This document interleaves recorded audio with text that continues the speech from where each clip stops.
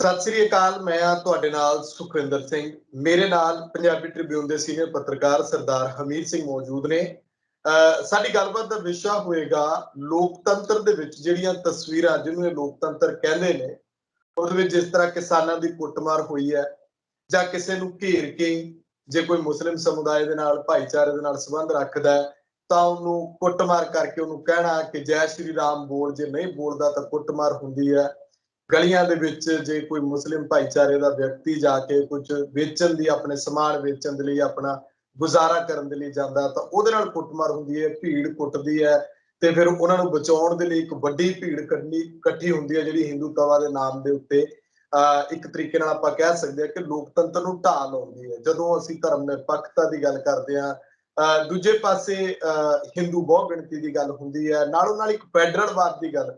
ਉਸ ਮੁੱਦੇ ਨੂੰ ਕਿਉਂ ਨਹੀਂ ਸੂਬਿਆਂ ਦੀ ਸਿਆਸਤ ਜਿਹੜੀ ਆ ਉਹ ਉਭਾਰਦੀ, ਜਿੱਥੇ ਬੀਜੇਪੀ ਦੀ ਸਰਕਾਰ ਨਹੀਂ? ਉਹ ਇਸ ਕਰਕੇ ਕਿਉਂਕਿ ਸਵਾਲ ਬੀਜੇਪੀ ਤੋਂ ਬਿਨਾਂ ਵਾਲੀ ਸਰਕਾਰ ਵੀ ਤਾਂ ਹੁੰਦੇ ਨੇ, ਕਾਂਗਰਸ ਉੱਤੇ ਤਾਂ ਹੁੰਦੇ ਨੇ, ਆਮ ਆਦਮੀ ਪਾਰਟੀ ਉੱਤੇ ਤਾਂ ਹੁੰਦੇ ਨੇ, ਕਿਉਂਕਿ ਇਹ ਪਾਰਟੀਆਂ ਜਿਹੜੀਆਂ ਨੇ ਇਹ ਕਹਿੰਦੀਆਂ ਨੇ ਕਿ ਅਸੀਂ ਇਹਨਾਂ ਤੋਂ ਤੁਹਾਨੂੰ ਮੁਕਤੀ ਦਵਾ ਦਿਆਂਗੇ। ਪਰ ਜੇ ਚੱਲਣਾ ਉਸੇ ਰਾਹ ਤੇ ਹੈ, ਕੇਂਦਰ ਦੇ ਏਜੰਡੇ ਤੇ ਹੀ ਚੱਲਣਾ ਹੈ, ਫਿਰ ਤੁਸੀਂ ਕਿਸ ਢੰਗ ਦੇ ਨਾਲ ਜਿਹੜਾ ਆਪਣੇ ਆਪ ਨੂੰ ਸੂਬਿਆਂ ਦੇ ਪੱਖੀ ਹੋਣ ਦੀ ਗੱਲ ਕਰਦੇ ਹੋ, ਕਿਸ ਤਰ੍ਹਾਂ ਆਪਣੇ ਆਪ ਨੂੰ ਉਸ ਗੁਲਦਸਤੇ ਦਾ ਹਿੱਸਾ ਮੰਨਦੇ ਹੋ? ਇਸ ਸਭ ਦੇ ਉੱਤੇ ਅਸੀਂ ਗੱਲਬਾਤ ਕਰਾਂਗੇ। ਸਵਾਗਤ ਹੈ ਤੁਹਾਡਾ ਹਮੀਰ ਸਿੰਘ ਜੀ। ਸ਼ੁਕਰੀਆ। ਹਮੀਰ ਸਿੰਘ ਜੀ, ਕਿੱਦਾਂ ਦੇਖਦੇ ਹੋ ਲੋਕਤੰਤਰ ਦੇ ਵਿੱਚ ਇਹੋ ਜਿਹੀਆਂ ਤਸਵੀਰਾਂ ਜਦੋਂ ਸਾਹਮਣੇ ਆਉਂਦੀਆਂ ਕਿ ਕਿਸਾਨਾਂ ਦੀ ਕੁੱਟਮਾਰ ਹੁੰਦੀ ਹੈ, ਜਿੱਥੇ ਕਿਹਾ ਜਾਂਦਾ ਹੈ ਕਿ ਤੁਹਾਨੂੰ ਤੁਹਾਡੀ ਆਵਾਜ਼ ਜਿਹੜੀ ਚੁੱਕਣ ਦਾ ਹੱਕ ਹੈ, ਪਰ ਦੂਜੇ ਪਾਸੇ ਇਹੋ ਜਿਹਾ ਤਸ਼ੱਦਦ?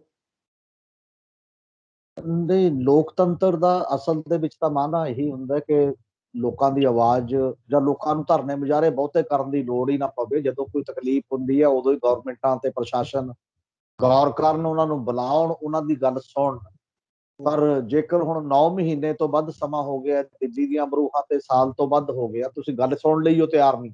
ਪਹਿਲੀ ਗੱਲ ਤਾਂ ਇਹੀ ਲੋਕਤੰਤਰ ਦੀ ਜਿਹੜੀ ਬਹੁਤ ਬੜੇ ਪੈਮਾਨੇ ਤੇ ਉਲੰਘਣਾ ਹੈ ਕਿ ਜਿਹੜੇ ਬੰਦੇ ਚੁਣੇ ਹੋਏ ਬੰਦੇ ਨੇ, ਐਮਪੀ ਨੇ, ਸਰਕਾਰ ਬਣੀ ਹੈ, ਤੇ ਉਹ ਇਹ ਠੇਕਾ ਲੈ ਕੇ ਬਹਿ ਗਏ ਕਿ 5 ਸਾਲ ਅਸੀਂ ਜੋ ਮਰਜ਼ੀ ਕਰਾਂਗੇ ਤੇ ਤੁਹਾਡੀ ਕੋਈ ਸੁਣਾਂਗੇ ਨਹੀਂ। ਇਹ ਲੋਕਤੰਤਰ ਨਹੀਂ ਹੁੰਦਾ। ਲੋਕਤੰਤਰ ਇਦੋਂ ਅੱਗੇ ਵਧਣਾ ਹੁੰਦਾ ਕਿ ਲੋਕਤੰਤਰ 'ਚ ਜਿਹੜੇ ਚੁਣੇ ਨੁਮਾਇੰਦੇ ਨੇ ਉਹ ਲੋਕਾਂ ਦੀ ਇੱਛਾ ਤੱਕ ਆਪਣੇ ਅਹੁਦੇ ਤੇ ਰਹਿ ਸਕਦੇ ਨੇ।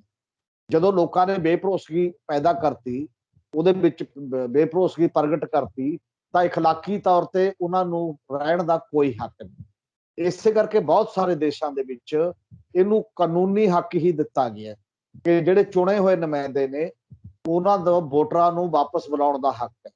ਉਹ ਇਹ ਕਹਿੰਦੇ ਨੇ ਵੀ ਜੇ ਵੋਟਰ ਇੱਕ ਖਾਸ ਤਾਦਾਦ ਹੈ ਹਲਕਾ ਵਾਈਜ਼, ਕਿ ਜੇ ਇੰਨੇ ਵੋਟਰ ਲਿਖ ਕੇ ਦੇਣਗੇ ਮੁੜ ਕੇ ਵੋਟਾਂ ਪੈਣਗੀਆਂ, ਜੇ ਬਹੁ ਗਿਣਤੀ ਉਹਨੂੰ ਹਟਾ ਦਿੰਦੀ ਹੈ ਤਾਂ ਉਹਨੂੰ ਵਾਪਸ ਆਉਣਾ ਪੈਂਦਾ। ਪਰ ਇਹ ਸਾਡੇ ਕਾਨੂੰਨ ਦੇ ਵਿੱਚ ਹੈ ਕਿ ਸਾਡੇ ਕਾਨੂੰਨ 'ਚ 5 ਸਾਲ ਬਾਅਦ ਇੱਕੋ ਸਮੇਂ ਵੋਟ ਦੇਣ ਦਾ ਹੱਕ ਹੈ। ਮੁੜ ਕੇ 5 ਸਾਲ ਅਸੀਂ ਉਹਦਾ ਕੁਝ ਕਾਨੂੰਨੀ ਤੌਰ ਤੇ ਨਹੀਂ ਵਿਗਾੜ ਸਕਦੇ।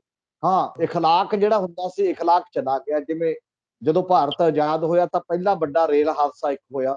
ਲਾਲ ਬਹਾਦਰ ਸ਼ਾਸਤਰੀ ਰੇਲਵੇ ਮਿਨਿਸਟਰ ਸੀ, ਇਖਲਾਕੀ ਤੌਰ ਤੇ ਉਹਨੇ ਅਸਤੀਫਾ ਦੇ ਦਿੱਤਾ।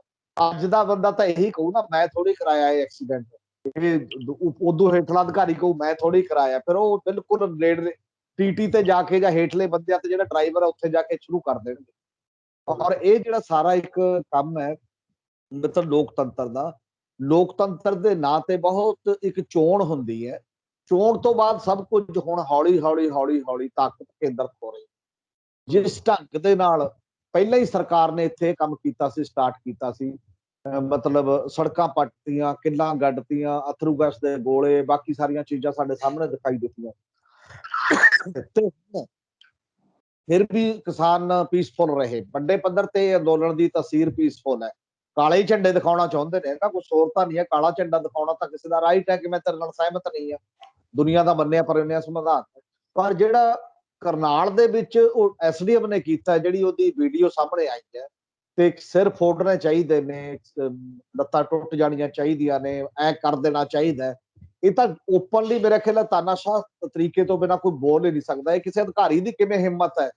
ਜੇ ਥੋੜਾ ਜਿਹਾ ਵੀ ਲੋਕਤੰਤਰ ਦਾ ਕੋਈ ਸੰਵੇਦਨਾ ਹੋਵੇ ਸੱਤਾਧਾਰੀਆਂ ਨੂੰ, ਤਾਂ ਕਿਸੇ ਅਧਿਕਾਰੀ ਦੀ ਇੰਨੀ ਹਿੰਮਤ ਪੈ ਨਹੀਂ ਸਕਦੀ ਕਿ ਉਹ ਇਸ ਸ਼ਬਦਾਵਲੀ ਦੇ ਵਿੱਚ ਸੰਬੋਧਨ ਕਰੇ ਕਿਸੇ ਵੀ ਰੂਪ 'ਚ। ਜਦੋਂ ਲਾਠੀ ਚਾਰਜ ਵੀ ਕੋਈ ਅਧਿਕਾਰੀ, ਉਹ ਵੀ ਸਿਵਲ ਅਧਿਕਾਰੀ, ਕਹਿੰਦਾ ਹੈ ਵੀ ਖਿਆਲ ਰੱਖਿਓ ਵੱਡਾ ਨੁਕਸਾਨ ਨਾ ਹੋਏ, ਇਹਨੂੰ ਡਿਸਪਰਸ ਕਰ ਦਿਓ ਜੇਕਰ ਕੋਈ ਇਹੋ ਜਿਹੀ ਨੌਬਤ ਆਉਂਦੀ ਵੀ। ਜਦੋਂ ਅਧਿਕਾਰੀ ਇਹ ਕਹਿੰਦਾ ਕਿ ਤੁਸੀਂ ਸਿਰ ਫੋੜੋ, ਤਾਂ ਅੱਗੇ ਜਿਹਦੇ ਹੱਥ 'ਚ ਹਥਿਆਰ ਹੈ, ਡੰਡਾ ਹੈ ਜਾਂ ਹੋਰ, ਉਹ ਤਾਂ ਮਾਰਨ ਤੱਕ ਚਲਾ ਹੀ ਜਾਊਗਾ। ਔਰ ਇਹ ਮਤਲਬ ਤੁਸੀਂ ਹੱਲਾਸ਼ੇਰੀ ਦੇ ਰਹੇ ਹੋ। ਜਿਹੜਾ ਸਿਵਲ ਪ੍ਰਸ਼ਾਸਨ ਹੈ ਉਹ ਪੁਲਿਸ ਨਾਲੋਂ ਵੀ ਜ਼ਿਆਦਾ ਲੋਕਾਂ ਦੀ ਜਾਨ ਲੈਣ ਲਈ ਤਿਆਰ ਹੋ ਜੇ ਜਿੱਥੇ, ਤੇ ਉਹ ਕਿਵੇਂ ਲੋਕਤੰਤਰ ਹੋ ਸਕਦਾ? ਔਰ ਅਜੇ ਤੱਕ ਸਰਕਾਰ ਕਹਿੰਦੀ ਹੈ ਜਾਂਚ ਬਿਠਾਤੀ। ਜੇ ਲੋਕਤੰਤਰ ਦੇ ਵਿੱਚ ਇਹ ਹੈ, ਚਲੋ ਕਈ ਵਾਰ ਤਾਂ ਝੂਠ ਤੁਸੀਂ ਕਹਿੰਦੇ ਹੋ ਵੀ ਵੀਡੀਓ ਸਾਹਮਣੇ ਨਹੀਂ ਆਈ ਜੀ, ਐਵੇਂ ਇਲਜ਼ਾਮ ਨੇ, ਅਸੀਂ ਇਹਦੀ ਜਾਂਚ ਕਰਾਂਗੇ। ਜਦੋਂ ਤੁਹਾਡੇ ਸਾਹਮਣੇ ਇੱਕ ਚੀਜ਼ ਹੈ, ਜੇ ਉਹ ਕਹਿੰਦਾ ਮੇਰੀ ਪੂਰੀ ਗੱਲ ਨਹੀਂ, ਪਹਿਲਾਂ ਮੈਂ ਕੁਝ ਹੋਰ ਵੀ ਕਿਹਾ, ਪਰ ਇੰਨੀ ਉਹ ਕਾਫੀ ਹੈ ਜਿੰਨੀ ਕਿਹਾ ਨਾ, ਇਹ ਇਸ ਨੌਬਤ ਤੇ ਤੁਸੀਂ ਕਿਵੇਂ ਆ ਗਏ ਜਿਹੜੀ ਕਹਿ ਰਹੇ ਹੋ, ਤਾਂ ਉਹਨੂੰ ਤੁਰੰਤ ਪ੍ਰਭਾਵ ਨਾਲ ਜੇ ਬਰਖਾਸਤ ਨਹੀਂ, ਸਸਪੈਂਡ ਤਾਂ ਕੀਤਾ ਹੀ ਜਾਣਾ ਚਾਹੀਦਾ ਸੀ। ਜੇ ਥੋੜੀ ਬਹੁਤ ਵੀ ਤੁਹਾਡੇ ਚ ਲੋਕਤੰਤਰੀ ਭਾਵਨਾ ਹੈ ਕਿ ਸਸਪੈਂਡ ਕਰਦੇ ਆ, ਇਸ ਤੋਂ ਬਾਅਦ ਜਾਂਚ ਹੋਏਗੀ, ਜੇ ਤੂੰ ਪਾਇਆ ਗਿਆ ਇਸੇ ਤਰੀਕੇ ਦਾ ਤੈਨੂੰ ਬਰਖਾਸਤ ਵੀ ਕੀਤਾ ਜਾ ਸਕਦਾ। ਇੱਥੇ ਤਾਂ ਟ੍ਰਾਂਸਫਰ ਵੀ ਨਹੀਂ ਹੋਈ, ਸਸਪੈਂਡ ਵੀ ਨਹੀਂ ਹੋਇਆ, ਕੁਝ ਨਹੀਂ ਹੋਇਆ। ਇੰਨੇ ਕੁਛ ਦੇ ਬਾਵਜੂਦ ਤੇ ਫੋਟੋਆਂ ਲੋਕ ਦੇਖ ਰਹੇ ਨੇ ਦੁਨੀਆ ਭਰ ਦੇ, ਜਿਵੇਂ ਲਹੂ ਲੁਹਾਨ ਬੰਦੇ ਆ ਰਹੇ ਨੇ, ਤੇ ਇੱਕ ਨੌਜਵਾਨ ਦੀ ਅੱਖ ਦੇ ਡੈਮੇਜ ਹੋ ਗਈ ਹੈ ਕਾਫੀ ਹੱਦ ਤੱਕ, ਉਹ ਸਾਰੀਆਂ ਚੀਜ਼ਾਂ ਸਾਡੇ ਸਾਹਮਣੇ ਦਿਖਾਈ ਦਿੰਦੀਆਂ ਨੇ। ਇਹਨੂੰ ਲੋਕਤੰਤਰੀ ਪ੍ਰਕਿਰਿਆ ਨਹੀਂ ਕਿਹਾ ਜਾ ਸਕਦਾ, ਇਹਨੂੰ ਲੋਕਤੰਤਰ ਦੇ ਨਾਮ ਤੇ ਤਾਨਾਸ਼ਾਹੀ ਨਾਲੋਂ ਵੀ ਵੱਧ ਕਰੂਲ ਹੁੰਦਾ ਹੈ। ਤਾਨਾਸ਼ਾਹ ਜਿਹੜਾ ਐਲਾਨ ਕਰਕੇ ਤਾਨਾਸ਼ਾਹ ਹੁੰਦਾ ਨਾ, ਉਹ ਤਾਂ ਲੋਕਾਂ ਨੂੰ ਦਿਖਦਾ ਹੁੰਦਾ ਹੈ ਸਾਹਮਣੇ। ਇਹ ਜਿਹੜਾ ਲੋਕਤੰਤਰ ਦੇ ਲਵਾਦੇ ਚ ਤਾਨਾਸ਼ਾਹੀ ਹੁੰਦੀ ਹੈ, ਇਹ ਬਹੁਤ ਖਤਰਨਾਕ ਹੁੰਦੀ ਹੈ ਦੂਜੇ ਕਿਸੇ ਵੀ ਮਾਮਲੇ ਦੇ ਵਿੱਚ।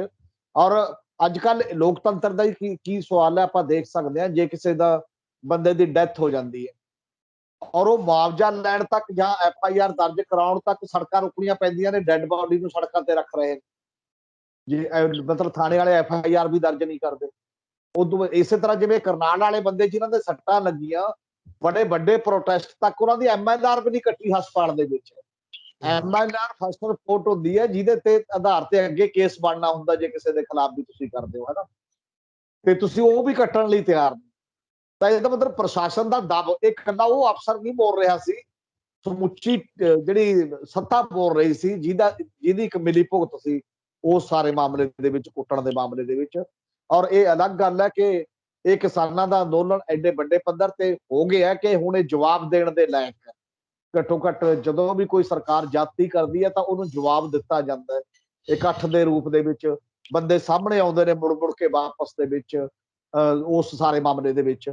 ਔਰ ਇਹ ਜੇ ਲੋਕਾਂ 'ਚ ਇਹ ਜਾਗਰੂਕਤਾ ਰਹੇ, ਇਹੀ ਲੋਕਤੰਤਰ ਨੂੰ ਬਚਾਉਣ ਦਾ ਜੇਕਰ ਕੋਈ ਇੱਕੋ ਇੱਕ ਜਰੀਆ ਤਾਂ ਕੇਵਲ ਇੱਕ ਹੈ ਕਿ ਲੋਕ ਲੋਕਤੰਤਰ ਨੂੰ ਬਚਾਉਣ ਲਈ ਦਲੇਰੀ ਦੇ ਨਾਲ, ਇਕਜੁੱਟਤਾ ਦੇ ਨਾਲ ਸਾਹਮਣੇ ਡਟਣ ਦੇ ਲਈ ਤਿਆਰ ਹੋਣ, ਤਾਂ ਹੀ ਕੋਈ ਜਵਾਬਦੇਹੀ ਹੋ ਸਕਦੀ ਹੈ। ਇਹਦੇ ਤੋਂ ਬਿਨਾਂ ਨਹੀਂ। ਇਹ ਉਮੀਦ ਕੇਵਲ ਲੋਕਾਂ ਦੇ ਅੰਦੋਲਨ ਤੋਂ ਆ ਰਹੀ ਹੈ ਕਿ ਹਾਂ ਲੋਕਤੰਤਰ ਬਚਾਇਆ ਜਾ ਸਕਦਾ ਹੈ। ਪਰ ਨਾ ਬਾਕੀ ਜਿਹੜੀਆਂ ਸੰਸਥਾਵਾਂ ਨੇ, ਇੰਸਟੀਚਿਊਸ਼ਨਸ ਨੇ, ਮੰਨ ਲਓ ਬਾਕੀਆਂ ਦਾ ਨੋਟਿਸ, ਜੁਡੀਸ਼ਰੀ ਵੀ ਕਿਉਂ ਨੋਟਿਸ ਨਾ ਇਹਦਾ ਲਵੇ ਤੁਰੰਤ ਜਦੋਂ ਵੀਡੀਓ ਚੱਲ ਰਹੀ, ਤਾਂ ਹਾਈ ਕੋਰਟਾਂ ਜਾਂ ਸੁਪਰੀਮ ਕੋਰਟ ਇਹਦਾ ਨੋਟਿਸ ਕਿਉਂ ਨਾ ਲਵੇ? ਕਿ ਇਹ ਤਾਂ ਮਨੁੱਖੀ ਅਧਿਕਾਰਾਂ ਦਾ ਸ਼ਰੇਆਮ ਉਲੰਘਣ ਹੈ। ਸੰਵਿਧਾਨ ਦਾ ਜਿਹੜਾ ਲੋਕਤੰਤਰ ਚ ਪ੍ਰੋਟੈਸਟ ਕਰਨ ਦਾ, ਆਪਣੀ ਆਵਾਜ਼ ਉਠਾਉਣ ਦਾ, ਸੁਪਰੀਮ ਕੋਰਟ ਕਹਿ ਚੁੱਕੀ ਹੈ 2-3 ਵਾਰ ਕਿ ਜਿਹੜਾ ਕਿਸਾਨਾਂ ਦਾ ਰੋਸ ਪ੍ਰਗਟਾਉਣ ਦਾ ਜਮਹੂਰੀ ਤਰੀਕੇ ਦੇ ਨਾਲ, ਸ਼ਾਂਤਮਈ ਤਰੀਕੇ ਦੇ ਨਾਲ ਉਹਨਾਂ ਦਾ ਹੱਕ ਹੈ। ਜੇ ਉਸ ਹੱਕ ਦੇ ਰਸਤੇ 'ਚ ਕੋਈ ਰੋੜਾ ਅਟਕਾ ਰਿਹਾ ਕੋਈ ਅਧਿਕਾਰੀ, ਤਾਂ ਉਹਦਾ ਸੂ ਮੋਟੋ ਲੈ ਕੇ ਉਹਦੇ ਖਿਲਾਫ ਕਾਰਵਾਈ ਕਿਉਂ ਨਹੀਂ?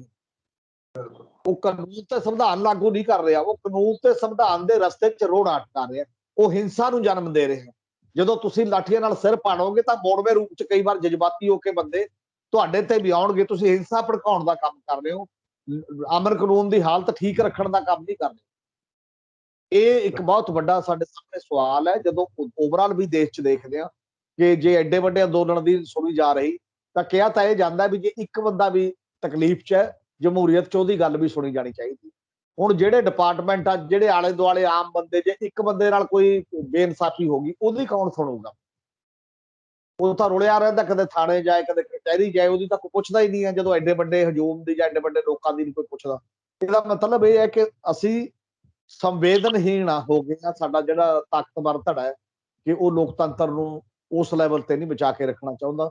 ਸੰਸਥਾਵਾਂ ਜਿਹੜੀਆਂ ਨੇ, ਇੰਸਟੀਚਿਊਸ਼ਨ ਨੇ, ਉਹ ਵੀ ਉਸ ਲੈਵਲ ਦੀ ਸੰਵੇਦਨਾ ਦਾ ਪ੍ਰਗਟਾਵਾ ਨਹੀਂ ਕਰ ਰਹੀਆਂ ਸਾਡੇ ਸਾਹਮਣੇ। ਇਹ ਕਾਫੀ ਸੀਰੀਅਸ ਮੁੱਦਾ ਹੈ।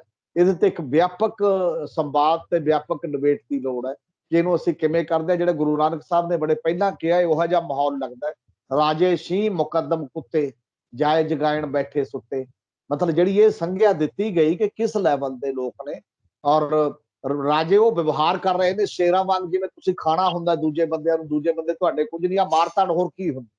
ਇਹੋ ਜਿਹਾ ਹੀ ਮਾਹੌਲ ਹੋਣਾ ਜਿਹਦੇ ਬਾਰੇ ਕਿਹਾ ਗਿਆ ਹੋਣਾ ਕਿ ਇਸ ਲੈਵਲ ਦੇ ਹਾਲਾਤ ਪੈਦਾ ਹੋ ਗਏ ਨੇ, ਤੁਸੀਂ ਤਾਕਤ ਦੇ ਜ਼ੋਰ ਕਿਸੇ ਦੀ ਸੁਣਦੇ ਨਹੀਂ ਹੋ ਉਸ ਪੱਧਰ ਦੇ ਉੱਤੇ। ਤੇ ਇਸ ਲਈ ਜਿਹੜਾ ਹੈ ਇੱਕ ਸੰਵਾਦ ਤੇ ਇੱਕ ਓਵਰਆਲ ਲੋਕਾਂ ਦੀ ਜਾਗਰੂਕਤਾ ਉਹੀ ਇਹਨੂੰ ਸੈੱਟ ਕਰ ਸਕਦੀ ਹੈ, ਹੋਰ ਕੋਈ ਕਾਰਨ ਨਹੀਂ ਮੇਰੇ ਖਿਆਲ, ਹੋਰ ਕੋਈ ਜਰੀਆ ਨਹੀਂ ਬਚੇ। ਬਿਲਕੁਲ ਬਿਲਕੁਲ ਹਮੀਰ ਸਿੰਘ ਜੀ, ਜਦੋਂ ਮੈਂ ਜਿਵੇਂ ਗੱਲ ਕਰ ਰਿਹਾ ਸੀ ਜ਼ਿਕਰ ਕਿ ਕਿਸ ਤਰੀਕੇ ਨਾਲ ਮਜਬੂਰ ਕੀਤਾ ਜਾਂਦਾ ਹੈ ਕਿ ਤੁਸੀਂ ਜੈ ਸ੍ਰੀ ਰਾਮ ਕੋ ਮੁਸਲਿਮ ਭਾਈਚਾਰੇ ਦੇ ਲੋਕਾਂ ਨੂੰ, ਉਹਨਾਂ ਨੂੰ ਜਿਵੇਂ ਘੱਟ ਗਿਣਤੀਆਂ ਦੀ ਆਪਾਂ ਗੱਲ ਕਰ ਲਈਏ ਕਿ ਉਹਨਾਂ ਨੂੰ ਮਹਿਸੂਸ ਕਰਾਇਆ ਜਾਂਦਾ ਹੈ, ਜਦੋਂ ਹਿੰਦੂ ਬਹੁ ਗਿਣਤੀ ਦੀ ਗੱਲ ਹੁੰਦੀ ਹੈ ਉਹਨਾਂ ਨੂੰ ਵੀ ਦੱਸਿਆ ਜਾਂਦਾ ਹੈ ਕਿ ਤੁਸੀਂ ਬਹੁ ਗਿਣਤੀ ਦੇ ਵਿੱਚੋਂ ਤੁਸੀਂ ਕਿਸ ਢੰਗ ਦੇ ਨਾਲ ਇਹਨਾਂ ਲੋਕਾਂ ਦੇ ਵਿੱਚ ਵਿਚਰਨਾ ਹੈ। ਸਾਫ਼ ਤੌਰ ਤੇ ਸੁਨੇਹਾ ਹੁੰਦਾ ਜਦੋਂ ਇਹ ਕਹਿੰਦੇ ਨੇ ਕਿ ਜਦੋਂ ਤੱਕ ਹਿੰਦੂ ਬਹੁ ਗਿਣਤੀ ਦੇ ਵਿੱਚ ਨੇ ਉਦੋਂ ਤੱਕ ਜਿਹੜਾ ਕਾਨੂੰਨ ਦਾ ਰਾਜ ਕਾਇਮ ਰਹਿਣਾ, ਜਿਹੜੀ ਧਰਮ ਨਿਰਪੱਖਤਾ ਉਹ ਕਾਇਮ ਰਹਿਣੀ ਹੈ। ਧਰਮ ਨਿਰਪੱਖਤਾ ਕਿੱਦਾਂ ਦੀ ਆ, ਇਹ ਮੈਂ ਜ਼ਿਕਰ ਕਰ ਰਿਹਾ ਕਿ ਪਿਛਲੇ ਕਾਫੀ ਦਿਨਾਂ ਤੋਂ ਜਿਹੜੀ ਚਰਚਾ ਚੱਲ ਰਹੀ ਹੈ, ਲਗਾਤਾਰ ਇਹ ਸਵਾਲ ਹੁੰਦੇ ਨੇ ਕਿ ਗੁਜਰਾਤ ਦੇ ਉਪ ਮੁੱਖ ਮੰਤਰੀ ਨਿਤਿਨ ਪਾਟਿਲ ਨੇ ਇਹ ਗੱਲ ਕਹੀ ਸੀ ਹਿੰਦੂਆਂ ਦੀ ਬਹੁ ਗਿਣਤੀ ਬਾਰੇ, ਤੇ ਜਦੋਂ ਇਹੋ ਜਿਹੀਆਂ ਤਸਵੀਰਾਂ ਸਾਹਮਣੇ ਆਉਂਦੀਆਂ ਫਿਰ ਇਹਨਾਂ ਦਾ ਮੂੰਹ ਬੰਦ ਹੋ ਜਾਂਦਾ, ਫਿਰ ਇਹ ਉਸ ਤੇ ਬੋਲਣ ਨੂੰ ਤਿਆਰ ਨਹੀਂ ਹੁੰਦੇ ਕਿ ਇਹ ਤਸਵੀਰਾਂ ਕਿਉਂ ਸਾਹਮਣੇ ਆ ਰਹੀਆਂ, ਕਿਉਂ ਦਲਿਤਾਂ ਦੇ ਨਾਲ ਧੱਕਾ ਹੁੰਦਾ, ਕਿਉਂ ਘੱਟ ਗਿਣਤੀਆਂ ਨੂੰ ਇਸ ਤਰੀਕੇ ਨਾਲ ਮਹਿਸੂਸ ਕਰਾਇਆ ਜਾਂਦਾ। ਅਸਲ ਦੇ ਵਿੱਚ ਇਹ ਕਿਹਾ ਜਾਂਦਾ ਹੈ, ਚਰਚਲ ਨੇ ਵੀ ਇਹ ਕਿਹਾ, ਅਰਸਤੂ ਨੇ ਵੀ ਇਹ ਕਿਹਾ ਵੀ ਜਿਹੜਾ ਗਿਆਨ ਤੋਂ ਬਿਨਾਂ, ਇਨਫੋਰਮੇਸ਼ਨ ਤੋਂ ਬਿਨਾਂ, ਸੂਝ ਔਰ ਦਲੀਲ ਔਰ ਵਿਗਿਆਨਕ ਜਿਹੜਾ ਇੱਕ ਟੈਂਪਰਾਮੈਂਟ ਹੁੰਦਾ ਹੈ ਬੰਦੇ ਦਾ, ਮਾਨਸਿਕਤਾ ਹੁੰਦੀ ਹੈ, ਉਹਦੇ ਤੋਂ ਬਿਨਾਂ ਲੋਕਤੰਤਰ ਨਹੀਂ ਬਚਾਇਆ ਜਾ ਸਕਦਾ, ਲੋਕਤੰਤਰ ਨਹੀਂ ਰਹਿੰਦਾ। ਔਰ ਅਰਸਤੂ ਨੂੰ ਭੀੜ ਤੰਤਰ ਦਾ ਨਾਂ ਦਿੰਦਾ ਜੀ, ਜਿਹੜਾ ਤੁਸੀਂ ਹੁਣ ਹਜੂਮੀ ਗੱਲ ਕਰਦੇ, ਚਾਹੇ ਉਹ ਟਰੰਪਵਾਦ ਅਮਰੀਕਾ ਚ ਹੋਵੇ, ਚਾਹੇ ਹਿੰਦੂ ਤਵੀ ਸਿਆਸਤ ਸਾਡੇ ਹੋਵੇ, ਚਾਹੇ ਕੋਈ ਹੋਰ ਬਹੁਗਿਣਤੀ ਕਿਸੇ ਵੀ ਦੇਸ਼ ਚ ਜਿਹੋ ਜਿਹਾ ਮਾਹੌਲ ਪੈਦਾ ਕਰਦੀ, ਉਹ ਨਾਗਰਿਕਾਂ ਨੂੰ, ਨਾਗਰਿਕਾਂ ਦੀ ਇੱਕ ਬਹੁ ਗਿਣਤੀ ਇਸ ਹੱਦ ਤੱਕ ਲੈ ਜਾਂਦੀ ਹੈ ਕਿ ਉਹ ਇੱਕ ਤੰਗ ਨਜ਼ਰ ਸੋਚ ਦੇ ਪਿੱਛੇ ਲੱਗਦਾ ਹੈ। ਉਹ ਪੂਰੇ ਵਿਕਾਸ ਜਾਂ ਲੋਕਾਂ ਦੇ ਪੂਰਾ ਤਰੱਦਦ ਜਿਹੜਾ ਹੁੰਦਾ ਸੋਚਾ ਕਿ ਅਸੀਂ ਸਾਰਿਆਂ ਨੂੰ ਨਾਲ ਲੈ ਕੇ ਚੱਲਣਾ ਹੈ, ਅਸੀਂ ਇਨਸਾਨ ਆ, ਇਨਸਾਨੀਅਤ ਦੀ ਬਜਾਏ ਜਨੂਨੀ ਮਨੁੱਖ ਪੈਦਾ ਹੋ ਜਾਂਦਾ। ਤੇ ਜਦੋਂ ਉਹ ਬਹੁ ਗਿਣਤੀ ਜਨੂਨ ਚ ਆ ਜਾਂਦੀ, ਹਜੂਮ ਚ ਆ ਜਾਂਦੀ ਹੈ, ਤਾਂ ਫਿਰ ਉਹ ਕੋਈ ਦਲੀਲ ਨਹੀਂ ਦੇਖਦੀ, ਕੋਈ ਅਪੀਲ ਨਹੀਂ। ਉਹਨਾਂ ਦੀ ਤਾਕਤ ਵੱਡੀ ਹੁੰਦੀ ਹੈ ਕਿਉਂਕਿ ਗਿਣਤੀ ਜ਼ਿਆਦਾ ਹੈ, ਤੇ ਗਿਣਤੀ ਜ਼ਿਆਦਾ ਹੋਣ ਦੇ ਕਰਕੇ ਉਹਨਾਂ ਨਾਲ ਸੱਤਾ ਵੀ ਜੁੜੀ ਹੁੰਦੀ ਹੈ। ਸੱਤਾਧਾਰੀ ਬੰਦਿਆਂ ਨੇ ਸਾਡੇ ਜਮਹੂਰੀਅਤ ਨੂੰ ਉੱਥੇ ਤਾਂ ਕਰਤਾ ਕਿਉਂਕਿ ਜਿਹੜਾ ਕਾਰਪੋਰੇਟ ਦੇ ਵਿਕਾਸ ਦਾ ਮਾਡਲ ਹੈ ਓਵਰਆਲ, ਇਹ ਲੋਕਾਂ ਨੂੰ ਤਾਂ ਕੁਝ ਦੇ ਨਹੀਂ ਸਕਦਾ, ਨਾ ਰੁਜ਼ਗਾਰ ਦੇ ਰਿਹਾ ਲੋਕਾਂ ਨੂੰ, ਕਿਸਾਨ ਤੇ ਮਜ਼ਦੂਰ ਕਰਜ਼ੇ ਚ ਖੁਦਕਸ਼ੀਆਂ ਕਰ ਰਹੇ ਨੇ, ਨੌਜਵਾਨ ਕੋਈ ਟੈਂਕੀ ਤੇ ਚੜਦਾ, ਕੋਈ ਕਿਤੇ ਚੜਦਾ, ਬੇਰੁਜ਼ਗਾਰ ਨੇ ਸਾਰੇ ਕਿਤੇ। ਪੰਜਾਬ ਤਾਂ ਹਿੰਦੁਸਤਾਨ ਚ ਤਾਂ ਵੈਸੇ ਹੀ ਬਾਹਰ ਭੱਜ ਰਹੇ ਨੇ, ਬੇਰੁਜ਼ਗਾਰੀ ਦਾ ਆਲਮ ਇਹ ਹੈ, ਵਾਤਾਵਰਨ ਖਰਾਬ ਹੋ ਰਿਹਾ, ਬਾਕੀ ਸਾਰੀਆਂ ਚੀਜ਼ਾਂ ਨੇ, ਅਨੇਕ ਕਿਸਮ ਦੀ ਰੋਜੀ ਰੋਟੀ ਵੀ ਮਤਲਬ ਬੰਦਿਆਂ ਨੂੰ ਨਸੀਬ ਨਹੀਂ ਹੋ ਰਹੀ। ਤਾਂ ਫਿਰ ਕੀ ਕਰਨਾ ਉਹਨਾਂ ਨੂੰ, ਨਹੀਂ ਤਾਂ ਫਿਰ ਉਹ ਇਸ ਦੀ ਮੰਗ ਕਰਨਗੇ। ਉਸ ਤੋਂ ਬਾਅਦ ਜੇ ਉਹਨਾਂ ਕੋਲ ਵੇਲ ਹੋਊ ਤਾਂ ਉਹਨਾਂ ਦੀਆਂ ਜਿਹੜੀਆਂ ਅਸਲ ਸਮੱਸਿਆਵਾਂ ਨੇ ਤਾਂ ਇਹਦੇ ਲਈ ਆਵਾਜ਼ ਉਠਾਉਣਗੇ। ਇਸ ਸਵਾਲ ਤੋਂ ਡਾਇਵਰਟ ਕਰਨ ਵਾਸਤੇ, ਇਸ ਸਵਾਲ ਤੋਂ ਦੂਜੇ ਪਾਸੇ ਜਾਣ ਵਾਸਤੇ ਉਹ ਫਿਰ ਵੋਟ ਦੇ ਲਈ ਇੱਕ ਇਸ ਲੈਵਲ ਦਾ ਤਰੀਕਾ ਲੱਭਦੇ ਨੇ। ਜਿਵੇਂ ਕਾਂਗਰਸ ਨੇ ਇੱਕ ਸਮੇਂ ਬਣਾਇਆ ਸੀਗਾ ਇੱਕ ਡਿਜ਼ਾਈਨ ਦੇ ਤਹਿਤ, ਪੰਜਾਬ ਦੇ ਨਾਲ ਖੇਡਿਆ, ਸਿੱਖਾਂ ਦੇ ਨਾਲ ਦਰਬਾਰ ਸਾਹਿਬ ਤੇ ਹਮਲਾ ਹੋਇਆ, ਉਹਦੇ ਚੋਂ ਇੰਦਰਾ ਗਾਂਧੀ ਦੇ ਕਤਲ ਨਿਕਲਦਾ ਹੈ, ਉਹਦੇ ਚੋਂ ਬਾਕੀ ਦਾ ਸਿਸਟਮ ਹੁੰਦਾ ਹੈ।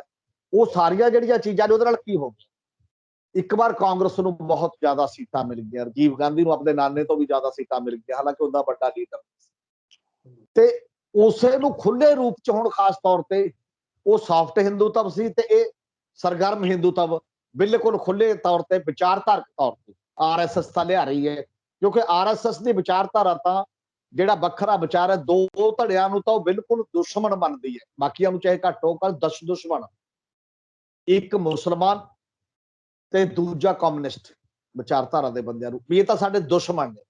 ਜਦੋਂ ਇੱਕ ਵਿਚਾਰਧਾਰਾ ਸੱਤਾ ਚਾਈ ਹੋਵੇ, ਦੋ ਤਬਕਿਆਂ ਨੂੰ ਦੁਸ਼ਮਣ ਮੰਨੇ, ਤਾਂ ਦੁਸ਼ਮਣ ਦਾ ਵਿਵਹਾਰ ਤਾਂ ਫਿਰ ਦੁਸ਼ਮਣ ਵਾਲਾ ਹੋਏਗਾ ਨਾ, ਕਿ ਇਹਨੂੰ ਕਿਵੇਂ ਖਤਮ ਕਰਨਾ।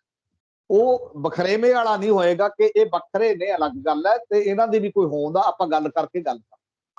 ਤਾਂ ਉਸ ਮਾਹੌਲ ਚੋਂ ਤੁਸੀਂ ਬੰਦਿਆਂ ਦੇ ਦਿਮਾਗ ਚ ਭਰਦੇ, ਦਿਮਾਗ ਚ, ਤਾਂ ਹੀ ਮੁਸਲਿਮ ਕਮਿਊਨਿਟੀ ਨਾਲ, ਸਭ ਵੈਸੇ ਸਾਰੀਆਂ ਘੱਟ ਗਿਣਤੀਆਂ ਨਾਲ ਹੁੰਦਾ, ਪਰ ਮੁਸਲਿਮ ਕਮਿਊਨਿਟੀ ਨਾਲ ਸਭ ਤੋਂ ਜ਼ਿਆਦਾ ਅੱਜ ਇਸ ਮਾਹੌਲ ਦੇ ਵਿੱਚ ਜੋ ਤਰੱਦਦ ਹੋ ਰਿਹਾ, ਇਹ ਨਜ਼ਰ ਵੀ ਆ ਰਿਹਾ, ਨਜ਼ਰ ਇਸ ਰੂਪ ਚ ਆ ਰਿਹਾ ਕਿ ਉਹਨਾਂ ਦੀ ਹਿੱਸੇਦਾਰੀ ਕਿੰਨੀ ਹੈ ਸੱਤਾ ਦੇ ਵਿੱਚ।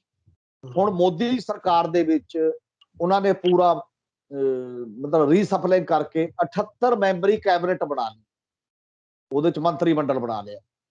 78 ਦੇ ਵਿੱਚ 15% ਤੋਂ ਵੱਧ ਆਬਾਦੀ ਹੈ ਮੁਸਲਿਮ ਦੀ ਕੰਟਰੀ ਦੇ ਵਿੱਚ, ਕੇਵਲ ਇੱਕ ਨੁਮਾਇੰਦਾ ਹੈ। ਉਹਨੂੰ ਵੀ ਜੇ ਕਹਿ ਲਓ ਕਿ ਉਹ ਮੁਸਲਿਮ ਦਾ ਨੁਮਾਇੰਦਾ ਜਾਂ ਨਹੀਂ ਹੈ, ਉਹ ਅਲੱਗ ਸਵਾਲ ਹੈ, ਕਿਉਂਕਿ ਕੇਵਲ ਇੱਕ ਬੰਦਾ ਹੈ ਉਹ ਸਾਰੇ ਚੋਂ। ਜਦੋਂ ਤੁਸੀਂ ਬਹੁਪੰਥੀ, ਬਹੁਤ ਧਰਮੀ, ਬਹੁਤ ਭਾਸ਼ਾਈ ਤੇ ਬਹੁਤ ਇਲਾਕਿਆਂ ਦੇ, ਬਹੁਤ ਨਸਲੀ ਬੰਦਿਆਂ ਚ ਇੱਕ ਸਰਕਾਰਾਂ ਬਣਾਉਂਦੇ ਹੋ, ਤਾਂ ਇਹਨਾਂ ਗੱਲਾਂ ਦਾ ਵੀ ਧਿਆਨ ਰੱਖਿਆ ਜਾਂਦਾ ਹੁੰਦਾ ਕਿ ਰਿਪਰਜੈਂਟੇਸ਼ਨ ਸਾਰਿਆਂ ਨੂੰ ਮਿਲ ਜੇ, ਬਰਾਬਰ ਦੀ ਮਿਲ ਜੇ, ਪ੍ਰਤੀਨਿਧਤਾ ਬਰਾਬਰ ਦੀ ਮਿਲ ਜੇ। ਜਿਵੇਂ ਮੰਤਰੀ ਮੰਡਲ ਚ ਮੋਦੀ ਉਹਨੀ ਕਹਿ ਰਹੇ ਨਾ, ਅਸੀਂ ਜਾਤਾਂ ਨੂੰ ਦਿੱਤੀ ਹੈ, ਫਲਾਨੀ ਜਾਤ ਨੂੰ, ਫਲਾਨੀ ਜਾਤ ਨੂੰ, ਤੇ ਜਾਤ ਪਾਤ ਦੇ ਲਿਹਾਜ਼ ਨਾਲ ਤੁਸੀਂ ਵੋਟ ਬੈਂਕ ਬਣਾ ਰਹੇ ਹੋ, ਤੇ ਹਿੰਦੂਤਵ ਦੇ ਨਾਲ ਵੀ ਵੋਟ ਬੈਂਕ ਬਣਾ ਰਹੇ ਹੋ, ਤੇ ਇੱਕ ਤਬਕੇ ਨੂੰ ਖੂੰਜੇ ਲਾ ਰਹੇ ਹੋ। ਜੇ ਉਹਦੀ ਸੱਤਾ 'ਚ ਹਿੱਸੇਦਾਰੀ ਪਵਾ ਲੈਂਦੇ ਤਾਂ ਸ਼ਾਇਦ ਉਹ ਸੰਤੁਸ਼ਟ ਹੁੰਦੇ, ਤਾਂ ਉਸ ਲਿਹਾਜ਼ ਦੇ ਨਾਲ ਥੋੜਾ ਜਿਹਾ ਬੰਦੇ 'ਚ ਇੱਕ ਸੈਂਸ ਆਫ ਸਿਕਿਉਰਿਟੀ ਜਿਹੜੀ ਹੈ, ਸੁਰੱਖਿਆ ਦੀ ਭਾਵਨਾ ਆਉਂਦੀ ਹੈ। ਪਰ ਤੁਸੀਂ ਇੱਕ ਪਹੁੰਚ ਦੇ ਤਹਿਤ ਜਾਣਬੁੱਝ ਕੇ ਇਹ ਅਹਿਸਾਸ ਦਿਵਾਉਣਾ ਚਾਹੁੰਦੇ ਹੋ ਕਿ ਕੋਈ ਗੱਲ ਨਹੀਂ, ਇਸੇ ਲਈ ਜਿੰਨੀਆਂ ਪੁਰਾਣੀਆਂ ਘਟਨਾਵਾਂ ਵਾਪਰਦੀਆਂ, ਕਦੇ ਗਊ ਮਾਸ ਦੇ ਨਾਂ ਤੇ ਕਿ ਉਹਦੇ ਫ੍ਰਿਜ ਦੇ ਵਿੱਚ ਗਊ ਦਾ ਮਾਸ ਪਿਆ, ਤੁਸੀਂ ਬੰਦੇ ਦਾ ਕਤਲ ਹਜੂਮ ਕਰ ਦਿੰਦੇ। ਕਦੇ ਤੁਸੀਂ ਇਹ ਕਹਿ ਰਹੇ ਹੋ ਇੱਕ ਸੀਟ ਤੇ ਬੈਠਣ ਦੇ ਨਾਂ ਤੇ ਤੁਸੀਂ ਕੀ ਖਾਣਾ ਹੈ, ਕੀ ਪਹਿਨਣਾ ਹੈ, ਕੀ ਗੱਲ ਹੈ। ਕਦੇ ਕਹਿੰਦੇ ਨੇ ਲਿਬਾਸ ਤੋਂ ਹੀ ਫਰਕ ਪਤਾ ਲੱਗ ਜਾਂਦਾ ਕੌਣ ਕੀ ਕਹਿੰਦਾ ਔਰ ਕਿਹੜਾ ਕਿਹੋ ਜਿਹਾ ਬੰਦਾ ਹੈ, ਕ੍ਰਿਮੀਨਲ ਹੈ ਜਾਂ ਨਹੀਂ ਕ੍ਰਿਮੀਨਲ ਹੈ। ਉਹ ਜਿਹੜੀਆਂ ਸਾਰੀਆਂ ਚੀਜ਼ਾਂ ਤੁਸੀਂ ਦਿਖਾ ਰਹੇ ਹੋ, ਤਾਂ ਹੌਲੀ ਹੌਲੀ ਇੱਕ ਜਨਰੇਸ਼ਨ ਦੇ ਵਿੱਚ ਇੱਕ ਮਤਲਬ ਇਹੋ ਜਿਹਾ ਅਹਿਸਾਸ ਪੈਦਾ ਕਰ ਰਹੇ ਹੋ ਕਿ ਦੂਜੇ ਬੰਦਿਆਂ ਨੂੰ ਖਤਮ ਕੀਤੇ ਬਿਨਾਂ ਸਾਡਾ ਭਲਾ ਨਹੀਂ, ਉਹ ਸਾਡਾ ਦੁਸ਼ਮਣ। ਇਹਦੇ ਨਾਲ ਫਿਰ ਕੀ ਹੋ ਰਿਹਾ, ਇਕੱਲਾ ਉਹਨਾਂ ਦਾ ਨੁਕਸਾਨ ਨਹੀਂ ਹੋ ਰਿਹਾ, ਜਿਹੜੀ ਬਹੁ ਗਿਣਤੀ ਆ ਉਹਦਾ ਮੈਨੂੰ ਲੱਗਦਾ ਉਦੋਂ ਵੱਡਾ ਨੁਕਸਾਨ, ਕਿਉਂਕਿ ਉਹ ਇਨਸਾਨ ਹੋਣ ਦੇ ਗੁਣ ਖੋ ਰਹੀ ਹੈ। ਇਨਸਾਨ ਦਾ ਮਤਲਬ ਇਨਸਾਨੀਅਤ ਹੈ, ਉਹ ਦੁੱਖ ਸੁੱਖ ਦੇ ਵਿੱਚ ਸ਼ਰੀਕ ਹੁੰਦਾ ਹੈ, ਉਹ ਸਾਰਿਆਂ ਨਾਲ ਮੁਹੱਬਤ ਨਾਲ ਰਹਿਣਾ ਚਾਹੁੰਦਾ ਹੈ, ਉਹ ਭਾਈਚਾਰਕ ਸਾਂਝ ਦੀ ਗੱਲ ਕਰਦਾ ਹੈ। ਜਦ ਤੁਸੀਂ ਇਹ ਗੁਣ ਖੋ ਦਿੰਦੇ ਹੋ ਤਾਂ ਤੁਸੀਂ ਇਨਸਾਨ ਨਹੀਂ ਬਚਦੇ। ਸਭ ਤੋਂ ਵੱਡਾ ਨੁਕਸਾਨ ਜਿਹੜਾ ਇਹੋ ਜਿਹਾ ਵਰਤਾਰਾ ਹੁੰਦਾ, ਵਰਤਾਂਤ ਹੁੰਦਾ, ਉਹ ਆਪਣੇ ਭਾਈਚਾਰੇ ਦਾ ਜ਼ਿਆਦਾ ਕਰਦਾ, ਜਿਹਦਾ ਉਹ ਖੈਰ ਖੁਆਹ ਕਹਿੰਦਾ ਵੀ ਮੈਂ ਖੈਰ ਖੁਆਹ ਇਹਦਾ। ਹੁਣ ਜੇ ਤੁਸੀਂ ਦੇਸ਼ ਦੇ ਵਿੱਚ ਪ੍ਰੈਕਟੀਕਲੀ ਦੇਖੋ ਕਿ ਕਿੰਨੇ ਬੰਦੇ ਭੁੱਖੇ ਸੌਂਦੇ ਨੇ, ਕਿੰਨੇ ਪ੍ਰਵਾਸੀ ਮਜ਼ਦੂਰ ਨੇ, ਇਹਦੇ ਚ ਵੱਡੀ ਗਿਣਤੀ ਤਾਂ ਹਿੰਦੂ ਤਬਕੇ ਦੀ ਹੋ ਹੈ ਨਾ। ਜਿੰਨੇ ਆ ਕੋਵਿਡ ਦੇ ਵਿੱਚ ਹੈ, ਕੋਵਿਡ ਦੇ ਦੌਰਾਨ ਜਿੰਨੇ ਸਭ ਤੋਂ ਜ਼ਿਆਦਾ ਬੰਦੇ ਮਰੇ ਹਸਪਤਾਲਾਂ ਦੇ ਵਿੱਚ ਬਿਨਾਂ ਆਕਸੀਜਨ ਤੋਂ, ਬਿਨਾਂ ਬੈੱਡਾਂ ਤੋਂ, ਜਿੰਨੇ ਪ੍ਰਵਾਸੀ ਮਜ਼ਦੂਰ ਕਰੋੜਾਂ ਦੀ ਗਿਣਤੀ ਚ ਆਪਣੇ ਪਿੰਡਾਂ ਤੇ ਸ਼ਹਿਰਾਂ ਨੂੰ ਜਾਂਦੇ ਦਿਖੇ, ਉਹ ਚ ਬਹੁ ਗਿਣਤੀ ਕੌਣ ਸੀ? ਉਹਨੂੰ ਕੀ ਦਿੱਤਾ ਇਸ ਅਪਰੋਚ? ਜੇ ਉਹਨੂੰ ਰੋਜੀ ਰੋਟੀ ਨਹੀਂ ਦਿੱਤੀ, ਉਹਨੂੰ ਸੁਰੱਖਿਆ ਨਹੀਂ ਦਿੱਤੀ, ਉਹਦੇ ਪਰਿਵਾਰ ਦੀ ਸਿਕਿਉਰਿਟੀ ਨਹੀਂ ਹੈ, ਤਾਂ ਫਿਰ ਕੀ ਦਿੱਤਾ? ਜੇ ਫਿਰ ਵੀ ਉਹਦੇ ਦਿਮਾਗ 'ਚ ਇੱਕ ਜਜ਼ਬਾਤ ਭਰ ਕੇ ਤੁਸੀਂ ਉਹ ਵੋਟ ਲੈ ਲੈਂਦੇ ਹੋ, ਤਾਂ ਸਭ ਤੋਂ ਜ਼ਿਆਦਾ ਨੁਕਸਾਨ ਉਹਦਾ ਹੈ ਕਿ ਨਹੀਂ? ਇਸ ਲਈ ਉਸ ਭਾਈਚਾਰੇ 'ਚੋਂ ਵੀ ਸੋਚਿਆ ਜਾਣਾ ਚਾਹੀਦਾ ਸਭ ਤੋਂ ਬੜੇ ਤਰੀਕੇ ਨਾਲ ਕਿ ਸਾਡਾ ਵੀ ਬਹੁਤ ਕੁਝ ਖੁੱਸ ਰਿਹਾ, ਸਾਡਾ ਬਹੁਤ ਕੁਝ ਹੋ ਰਿਹਾ। ਜੇ ਉਧਰੋਂ ਵਿਰੋਧ ਆਏਗਾ ਅੰਦਰੋਂ ਕਿ ਨਹੀਂ ਇਹ ਠੀਕ ਨਹੀਂ ਹੈ, ਤਾਂ ਜ਼ਿਆਦਾ ਚੀਜ਼ਾਂ ਠੀਕ ਹੋਣਗੀਆਂ ਮੇਰੇ ਖਿਆਲ ਉਸ ਪੱਧਰ ਤੇ। ਇਹੀ ਹਾਲਤ ਦਲਿਤ ਭਾਈਚਾਰੇ ਨਾਲ ਕੀਤੀ ਜਾ ਰਹੀ ਹੈ, ਕਿਉਂਕਿ ਇਤਿਹਾਸਕ ਤੌਰ ਤੇ ਵੀ ਧੱਕਾ ਹੋਇਆ। ਹੁਣ ਵੀ ਸਾਧਨ ਉਹਨਾਂ ਕੋਲ ਘੱਟ ਨੇ, ਕਿਸੇ ਟਾਈਪ ਦੇ ਹੈ ਨਹੀਂ, ਪੜ੍ਹਾਈ ਲਿਖਾਈ ਵੀ ਘੱਟ ਹੈ, ਤੇ ਕੋਈ ਵੀ ਜਿਹੜੇ ਤਾਕਤਵਰ ਬੰਦੇ ਨੇ ਉਹ ਜੋ ਮਰਜ਼ੀ ਕਰਦੇ ਨੇ, ਉਹਨਾਂ ਦੀ ਸਰਕਾਰੇ ਦਰਬਾਰੇ ਉਸ ਲੈਵਲ ਦੀ ਸੁਣੀ ਨਹੀਂ ਜਾਂਦੀ, ਉਸ ਪੱਧਰ ਦੀ ਆਗੂ ਟੀਮਾਂ ਹੈ ਨਹੀਂ।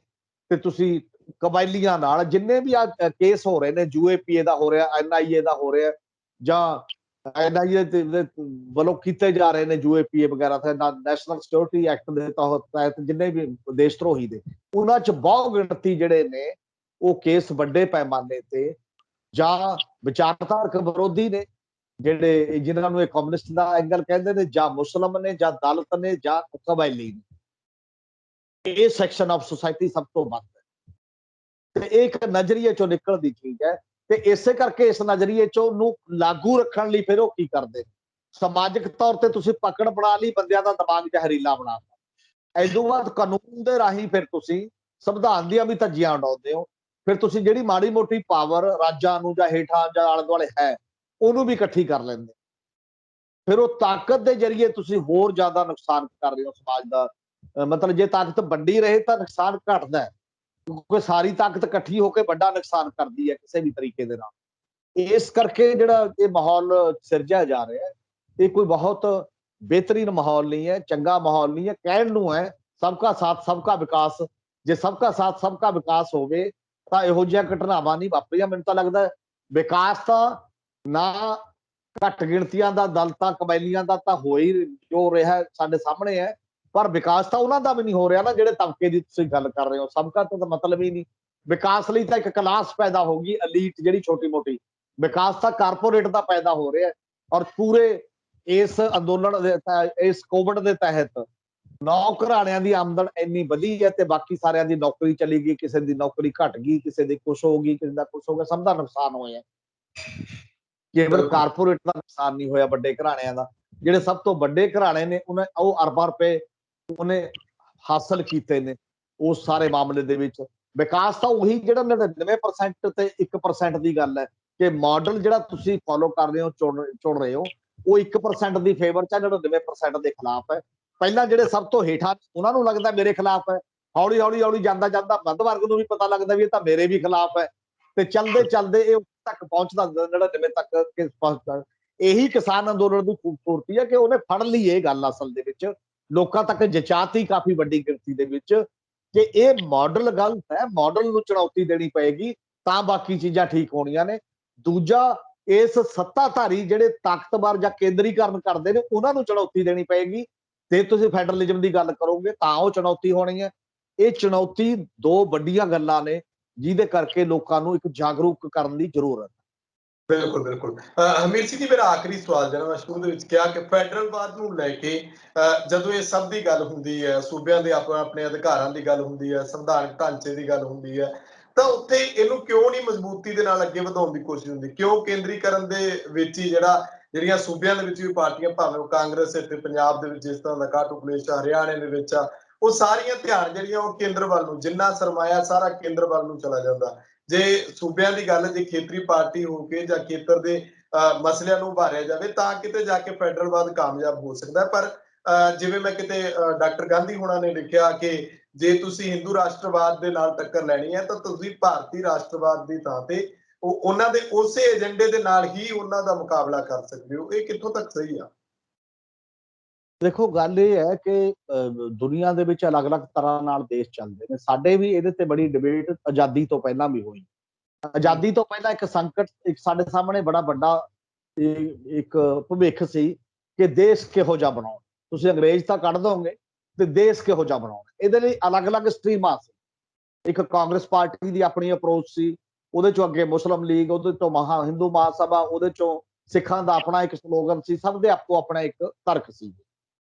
ਪਰ ਇੱਕ ਬੜਾ ਵੱਡਾ ਤਰਕ ਦੇ ਤੌਰ ਤੇ ਕੁਝ ਚੀਜ਼ਾਂ ਸਾਹਮਣੇ ਆਈਆਂ ਸੀ ਕਿ ਇਹ ਦੇਸ਼ ਜੇ ਇਕੱਠਾ ਰਹਿੰਦਾ ਹੈ, ਇਕੱਠਾ ਰਹਿਣ ਦੇ ਵਾਸਤੇ ਸਾਰੀਆਂ ਭਾਈਚਾਰਿਆਂ ਨੂੰ ਇਹ ਅਹਿਸਾਸ ਦਿਵਾਉਣਾ ਪਏਗਾ ਕਿ ਤੁਹਾਡੀ ਆਉਣ ਵਾਲੀ ਸੱਤਾ ਦੇ ਵਿੱਚ ਹਿੱਸਾਦਾਰੀ ਬਰਕਰਾਰ ਰੱਖੋ, ਤੇ ਉਹ ਹਿੱਸੇਦਾਰੀ ਬਰਕਰਾਰ ਰੱਖਣ ਦੇ ਵਾਅਦੇ ਵੀ ਹੋਏਗਾ। ਔਰ ਜੇ ਤੁਸੀਂ ਦੇਖੋ ਕਿ ਉਹ ਹਿੱਸੇਦਾਰੀ, ਕਿਉਂਕਿ ਪਾਕਿਸਤਾਨ ਤਾਂ ਬਣਿਆ, ਇੰਡੀਆ ਵਿਨਜ ਫਰੀडम ਇੱਕ ਕਿਤਾਬ ਮੌਲਾਨਾ ਆਜ਼ਾਦ ਨੇ ਲਿਖੀ, ਜਿਹੜੇ ਸਾਡੇ ਹਿਊਮਨ ਰਿਸੋਰਸਜ਼ ਮਿਨਿਸਟਰ ਸੀ ਸਭ ਤੋਂ ਪਹਿਲੇ ਆਜ਼ਾਦ ਭਾਰਤ ਦੇ, ਔਰ ਜਿਹੜੇ ਕਾਂਗਰਸ ਦੇ ਵੀ 7-8 ਸਾਲ ਪ੍ਰਧਾਨ ਰਹੇ ਆਜ਼ਾਦੀ ਤੋਂ ਪਹਿਲਾਂ। ਔਰ ਉਹ ਇਹ ਕਹਿੰਦੇ ਨੇ ਕਿ ਜਿਹੜੀਆਂ ਸਾਡੀਆਂ ਗਲਤੀਆਂ ਸੀ ਕਾਂਗਰਸ ਦੀਆਂ, ਜੇ ਉਹ ਨਾ ਕਰਦੇ ਤਾਂ ਵੀ ਅੰਗਰੇਜ਼ ਇਹਨੂੰ ਵੰਡ ਨਹੀਂ ਸੀ ਸਕਦੇ, ਤਾਂ ਇਹ ਦੇਸ਼ ਇਕੱਠਾ ਰਹਿ ਸਕਦਾ ਸੀ ਸਮੇਤ ਪਾਕਿਸਤਾਨ। 1937 ਚ ਚੋਣਾਂ ਹੋਈਆਂ ਸੀ, ਉਹਦੇ ਵਿੱਚ ਇੱਕ ਫੈਸਲਾ ਕਰ ਲਿਆ ਕਿ ਮੁਸਲਿਮ ਲੀਗ ਦੇ ਨੁਮਾਇੰਦੇ ਵੀ ਲੈਣਗੇ ਤੇ ਕਾਂਗਰਸ ਸਾਂਝੀ ਸਰਕਾਰ ਬਣਾ ਦੂ। ਚਾਹੇ ਘੱਟ ਸੀ ਮੁਸਲਿਮ ਲੀਗ ਦੇ, ਪਰ ਉਹਨਾਂ ਨੂੰ ਇਹ ਸੀ ਵੀ ਨਾਲ ਰੱਖਣਾ। ਤੇ ਉਹਦੇ ਵਿੱਚ ਕਾਂਗਰਸ ਵਿਡਰਾ ਕਰ ਗਈ ਬਾਅਦ ਦੇ ਵਿੱਚ ਵੀ, ਅਸੀਂ ਨਹੀਂ ਮੁਸਲਿਮ ਲੀਗ ਨੂੰ ਰੱਖਦੇ, ਇਹਨਾਂ ਦੇ ਬੰਦੇ ਕਢਾ ਦਿੱਤੇ। ਤੇ ਪਾਕਿਸਤਾਨ ਦਾ ਨਾਰਾ 1940 ਚ ਲੱਗਿਆ ਆਫੀਸ਼ੀਅਲੀ ਮਤੇ ਦੇ ਤੌਰ ਤੇ, ਕਦੇ ਉਦੋਂ ਪਹਿਲਾਂ ਨਹੀਂ ਸੀ। ਮੁਸਲਿਮ ਲੀਗ ਨੂੰ ਕੋਈ ਨਹੀਂ ਸੀ ਪੁੱਛਦਾ, ਬਹੁਤ ਇਧਰਲੇ ਖਾਸ ਤੌਰ ਤੇ ਪੰਜਾਬ ਦਾ ਬਹੁਤ ਵੱਡਾ ਸਟੇਟ ਸੀ, ਇੱਥੇ ਯੂਨੀਅਨਿਸਟ ਪਾਰਟੀ ਦਾ ਰਾਜ ਸੀ, ਇੱਥੇ ਤਾਂ ਕੋਈ ਮੁਸਲਿਮ ਲੀਗ ਬਿਲਕੁਲ ਹੀ ਹਾਰਦੀ ਸੀ ਉਸ ਪੱਧਰ ਦੇ ਉੱਤੇ ਜਿਹਦੀ ਵੰਡ ਹੋਈ ਹੈ। ਫਿਰ ਉਦੋਂ ਬਾਅਦ ਜਦੋਂ ਚੱਲਦਾ ਗਿਆ ਇਹ ਮਾਹੌਲ, ਤਾਂ ਚੱਲਦੇ ਮਾਹੌਲ ਦੇ ਵਿੱਚ ਇੱਕ ਕੈਬਨਿਟ ਮਿਸ਼ਨ ਯੋਜਨਾ ਆਈ 1946 ਦੇ ਵਿੱਚ, ਤਿੰਨ ਕੈਬਨਿਟ ਮੰਤਰੀਆਂ ਦੀ ਇੱਕ ਕਮੇਟੀ ਆਈ। ਕਾਂਗਰਸ ਨੇ ਵੀ ਤੇ ਮੁਸਲਿਮ ਲੀਗ ਨੇ ਉਹਨੂੰ ਮੰਨ ਲਿਆ।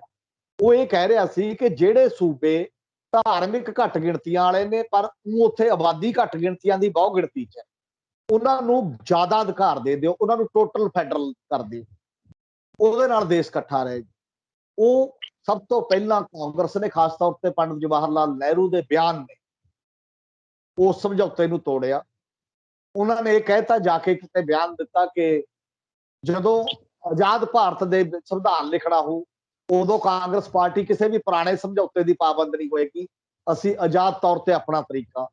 ਉਦੋਂ ਤੋਂ ਹੀ ਫਿਰ ਇੱਕ ਉਹਨਾਂ ਨੇ ਡਾਇਰੈਕਟ ਐਕਸ਼ਨ ਦਾ ਸੱਦਾ ਦਿੱਤਾ ਮੁਸਲਿਮ ਲੀਗ ਨੂੰ, ਉਹਨੂੰ ਅਸੀਂ ਸਾਡੇ ਨਾਲ ਬੇਈਮਾਨੀ ਹੋਏਗੀ, ਕਿਉਂਕਿ ਸੰਵਿਧਾਨ ਘੜਨੀ ਸਭਾ ਚ ਤਾਂ ਅਸੀਂ ਮੈਜੋਰਿਟੀ ਨਹੀਂ ਹੋਵਾਂਗੇ, ਬਹੁ ਗਿਣਤੀ, ਅਸੀਂ ਘੱਟ ਗਿਣਤੀ ਹੋਵਾਂਗੇ। ਔਰ ਜਿਹੜਾ ਘੱਟ ਗਿਣਤੀਆਂ ਨਾਲ ਹੋਇਆ ਇਸ ਤੋਂ ਬਾਅਦ ਜਿਹੜੀ ਕੈਬਨਿਟ ਘੱਟ ਗਿਣਤੀਆਂ ਦੀ ਸਬ ਕਮੇਟੀ ਸੀ ਬਣੀ, ਉਹਦੀਆਂ ਰਿਕਮੈਂਡੇਸ਼ਨ ਚ ਨਹੀਂ ਮੰਨੀਆਂ ਗਈਆਂ। ਉਦੋਂ ਤੋਂ ਲੈ ਕੇ ਸਾਡੇ ਸੰਵਿਧਾਨ ਦੇ ਵਿੱਚ ਹੀ ਜਿਹੜੀ ਕੇਂਦਰੀਕਰਨ ਕਾਫੀ ਹੱਦ ਤੱਕ ਮੌਜੂਦ ਹੈ। ਇਸੇ ਕਰਕੇ ਉਦੋਂ ਬਾਅਦ ਲਗਾਤਾਰ ਫਿਰ ਜਿਹੜੀਆਂ ਸੋਧਾਂ ਹੋਈਆਂ, ਉਹ ਸੋਧਾਂ ਵੀ ਜਿਵੇਂ ਜਿਵੇਂ ਹੁੰਦੀਆਂ ਗਈਆਂ ਉਹ ਹੋਰ ਕੇਂਦਰੀਕਰਨ ਕਰਦੀਆਂ ਗਈਆਂ, ਹੋਰ ਕੇਂਦਰੀਕਰਨ ਕਰਦੇ। ਹੁਣ ਤਾਂ ਬਿਲਕੁਲ ਪੀਕ ਤੇ ਆ ਗਿਆ ਕੰਮ ਜਦੋਂ ਦੀ ਬੀਜੇਪੀ ਆਈ ਹੈ, ਤੇ ਹੋਰ ਕੇਂਦਰੀਕਰਨ 370 ਵੀ ਤੋੜ ਦੋ, ਬਾਕੀ ਚੀਜ਼ਾਂ ਵੀ ਤੋੜ ਦੋ, GST ਲਿਆਓ ਤੇ GST ਦਾ ਪੈਸਾ ਵੀ ਸਟੇਟਾਂ ਦਾ ਹੱਕ ਜਿਹੜਾ ਟੈਕਸ ਲਾਉਣ ਦਾ ਉਹ ਵੀ ਨਹੀਂ ਹੋਏਗਾ। ਇਸੇ ਤਰ੍ਹਾਂ ਜਿਹੜਾ law and order the situation ਹੈ ਜਾਂ ਜਿਹੜਾ ਕ੍ਰਾਈਮ ਦਾ ਸਵਾਲ ਹੈ ਉਹ ਵੀ ਸਾਰਾ ਉਸ ਪਾਸੇ ਵੱਲ ਜਾਏਗਾ, ਮਤਲਬ NIA ਤੁਹਾਡਾ ਜਾਂਚ ਕਰਿਆ ਕਰੇਗੀ। ਉਹ ਸਾਰੀਆਂ ਚੀਜ਼ਾਂ ਦਾ ਬੜਾ ਵੱਡਾ ਸਾਡੇ ਸਾਹਮਣੇ ਕ੍ਰਾਈਸਿਸ ਹੁਣ ਖੜਾ ਦਿਖਾਈ ਦੇ ਰਿਹਾ। ਔਰ ਜਿਹੜੀਆਂ ਵੀ ਸਰਕਾਰਾਂ, ਜਿਹੜੇ ਵੀ ਦੇਸ਼ ਜ਼ਿਆਦਾ ਤਾਕਤਾਂ ਦੇ ਕੇਂਦਰੀਕਰਨ ਵਾਲੇ ਔਰ ਤਾਕਤ ਦੇ ਜ਼ੋਰ ਇਕੱਠੇ ਰੱਖਣ ਦੀ ਨੌਬਤ ਆਈ ਹੈ, ਉਹ ਟੁੱਟੇ ਨੇ, ਰਹੇ ਨਹੀਂ। ਸੋਵੀਅਤ ਯੂਨੀਅਨ ਦੁਨੀਆ ਦੀ ਸੁਪਰ ਪਾਵਰ ਸੀ ਮਿਲਟਰੀ ਦੇ ਤੌਰ ਤੇ, ਅਮਰੀਕਾ ਨੂੰ ਚੈਲੰਜ ਕਰਨ ਵਾਲੀ ਇੱਕੋ ਇੱਕ ਕੈਂਪ ਸੁਪਰ ਪਾਵਰ, ਤੇ 15 ਦੇਸ਼ਾਂ 'ਚ ਟੁੱਟ ਗਈ, ਸਾਡੇ ਸਾਹਮਣੇ ਹੈ। ਪਾਕਿਸਤਾਨ ਬਣਿਆ ਸੀ ਮਿਲਟਰੀ ਰਾਜ ਸੀ, ਧਾਰਮਿਕ ਤੌਰ ਤੇ ਵੀ ਇੱਕ ਧਰਮ ਸੀ ਤੇ ਮਿਲਟਰੀ ਰਾਜ ਸੀ, ਉਹ ਵੀ ਟੁੱਟ ਗਿਆ ਜਾਂਦੇ ਜਾਂਦੇ, 71 ਤੱਕ ਨਹੀਂ ਚੱਲ ਸਕਿਆ ਕਿਸੇ ਵੀ ਰੂਪ ਦੇ ਵਿੱਚ। ਮਤਲਬ ਉਹ ਦੇਸ਼ ਜਿਹੜੇ ਤਾਕਤਾਂ ਦੇ ਕੇਂਦਰੀਕਰਨ ਵਾਲੇ ਨੇ ਟੁੱਟਦੇ ਨੇ, ਜਿਹੜੇ ਦੇਸ਼ ਲੋਕਾਂ ਨੂੰ ਰਾਈਟ ਦਿੰਦੇ ਨੇ, ਜਿਵੇਂ ਅਮਰੀਕਾ ਦਾ ਢਾਂਚਾ ਹੋਰ ਹੈ, ਉੱਥੇ 50 ਸੂਬਿਆਂ ਨੇ ਮਿਲ ਕੇ ਇੱਕ ਨੈਸ਼ਨਲ ਲੈਵਲ ਦੀ ਸਟੇਟ ਬਣਾਈ ਹੋਈ ਹੈ, ਸੂਬਿਆਂ ਨੂੰ ਆਪਣੇ ਹੱਕ ਨੇ, ਆਪਣਾ ਸੰਵਿਧਾਨ ਵੀ ਹੈ, ਆਪਣਾ ਸਾਰਾ ਕੁਝ ਹੈ। ਸਾਡੇ ਮਾਈਂਡ ਸੈਟ ਦੇ ਤੌਰ ਤੇ ਇਹਨੂੰ ਅਸੀਂ ਇਹ ਕਹਿੰਦੇ ਆ, ਜੇ ਕੋਈ ਵੱਧ ਅਧਿਕਾਰਾਂ ਦੀ ਗੱਲ ਕਰਦਾ ਕਿ ਦੇਸ਼ ਧਰੋਹੀ ਹੈ। ਜਦੋਂ ਅਨੰਦਪੁਰ ਸਾਹਿਬ ਦੇ ਮਤੇ ਦੀ ਗੱਲ ਆਈ, ਉਹਨੂੰ ਕਹਿਣ ਲੱਗ ਗਏ ਅਸੀਂ ਦੇਸ਼ ਤੋੜਨ ਵਾਲਾ ਜੀ।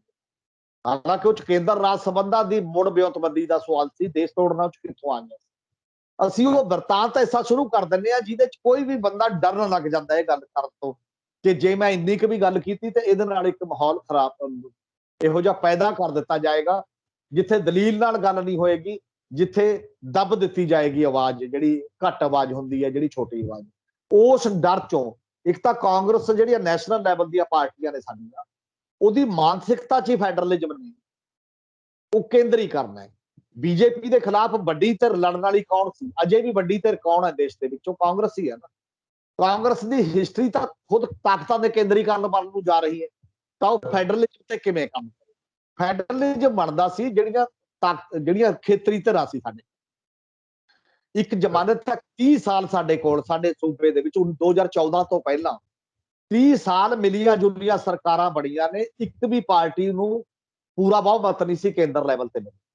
ਉਹ ਬਹੁਤ ਸੁਨਹਿਰੀ ਮੌਕਾ ਸੀ ਕਿ ਜਿਹੜੀਆਂ ਖੇਤਰੀ ਧਿਰਾਂ ਨੇ ਉਹਨਾਂ ਤੋਂ ਬਿਨਾਂ ਸਰਕਾਰ ਨਹੀਂ ਸੀ ਬਣਦੀ, ਉਦੋਂ ਫੈਡਰਲਿਜ਼ਮ ਦਾ ਮੁੱਦਾ ਉਠਾਇਆ ਜਾਂਦਾ। ਪਰ ਉਦੋਂ ਤੱਕ ਆਉਂਦੇ ਜਿਹੜੀਆਂ ਖੇਤਰੀ ਧਿਰਾਂ ਨੇ ਸਾਡੀ, ਚਾਹੇ ਉਹ ਅਕਾਲੀ ਦਲ ਹੋਵੇ, ਨੈਸ਼ਨਲ ਕਾਨਫਰੰਸ ਹੋਵੇ, ਜਿਹੜੀਆਂ ਮਰਜ਼ੀ ਬਾਕੀ ਧਿਰਾਂ ਹੋਣ, ਉਹ ਕੇਂਦਰ ਦੇ ਨਾਲ ਮਿਲ ਗਈਆਂ, ਆਪਣਾ ਏਜੰਡਾ ਛੱਡ ਗਈਆਂ ਕਿ ਅਸੀਂ ਖੇਤਰੀ ਧਿਰ ਦੇ ਤੌਰ ਤੇ ਫੈਡਰਲਿਜ਼ਮ ਦੀ ਗੱਲ ਕਰਨੀ।